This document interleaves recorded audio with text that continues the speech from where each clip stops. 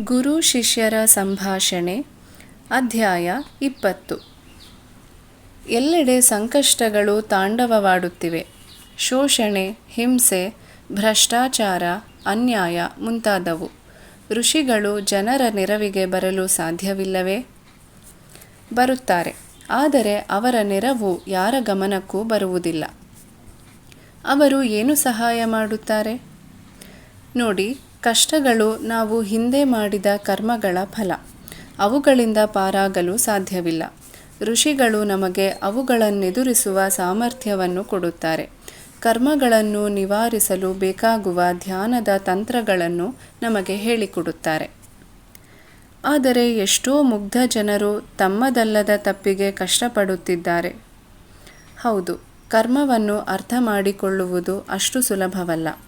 ಸಾಮೂಹಿಕ ಕರ್ಮಗಳು ಇವೆ. ವಿಮಾನ ದುರಂತಗಳು, ಅಗ್ನಿ ಆಕಸ್ಮಿಕಗಳು, ಭೂಕಂಪಗಳು, ಅನಾವೃಷ್ಟಿಗಳು, ಸಾಂಕ್ರಾಮಿಕ ರೋಗಗಳು ಮುಂತಾದವು. ಇವು ಯಾವುದಾದರೂ ನಮ್ಮ ಮೇಲೆ ಪರಿಣಾಮವನ್ನುಂಟು ಮಾಡಬಹುದು. ನಮ್ಮ ಕರ್ಮಗಳು ನಮ್ಮನ್ನು ಅವುಗಳೆಡೆಗೆ ಸೆಳೆಯುತ್ತವೆ. ಸಾಮೂಹಿಕ ಸಂಕಷ್ಟದಿಂದ ಪಾರಾಗಲು ಸಾಧ್ಯವಿಲ್ಲವೇ? ಋಷಿಗಳು ಯಜ್ಞ ಯಾಗಾದಿಗಳನ್ನು ಆಗಾಗ ಮಾಡುತ್ತಿರುತ್ತಾರೆ. ಕೆಲವೊಮ್ಮೆ ಯುದ್ಧಗಳನ್ನು ತಡೆಯಲಾಗುತ್ತದೆ ಅಥವಾ ಮುಂದೂಡಲಾಗುತ್ತದೆ. ಕಷ್ಟಗಳನ್ನು ಕಡಿಮೆ ಮಾಡಲಾಗುತ್ತದೆ. ಅವುಗಳಿಂದ ಸಂಪೂರ್ಣವಾಗಿ ತಪ್ಪಿಸಿಕೊಳ್ಳಲು ಸಾಧ್ಯವಿಲ್ಲವೇ? ನಾವೆಲ್ಲರೂ ಸಾಮೂಹಿಕವಾಗಿ ಆಧ್ಯಾತ್ಮಿಕ ಮಾರ್ಗವನ್ನು ಅನುಸರಿಸಿದರೆ ಮಾತ್ರ ಸಾಧ್ಯ. ಉದಾಹರಣೆಗೆ ಧ್ಯಾನ ಮಾಡಲು ಆರಂಭಿಸಬೇಕು. ಅದು ಸಾಧ್ಯವೇ?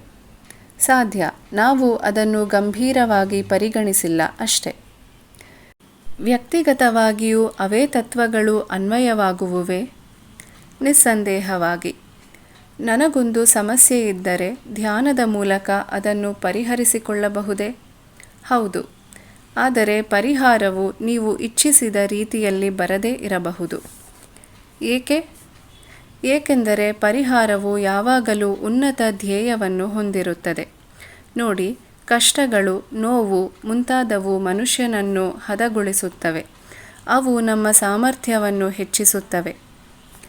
ನಮಗೆ ಬೇಕೆನಿಸುವುದೆಲ್ಲ ಯಾವಾಗಲೂ ಸಿಗುವುದೇ? ಹೌದು. ಅವುಗಳನ್ನು ಪಡೆಯುವಲ್ಲಿ ಋಷಿಗಳು ನಮಗೆ ನೆರವಿಗೆ ಬರುತ್ತಾರೆಯೇ? ಸಾಮಾನ್ಯವಾಗಿ ಅವರು ನಮ್ಮ ವಿಷಯದಲ್ಲಿ ತಲೆ ಹಾಕುವುದಿಲ್ಲ. ಕೆಲವೊಮ್ಮೆ ನೆರವಿಗೆ ಬರುತ್ತಾರೆ. ಅವರೇನೇ ಮಾಡಿದರೂ ಅವರ ಗುರಿ ನಮ್ಮ ಆಧ್ಯಾತ್ಮಿಕ ವಿಕಸನ.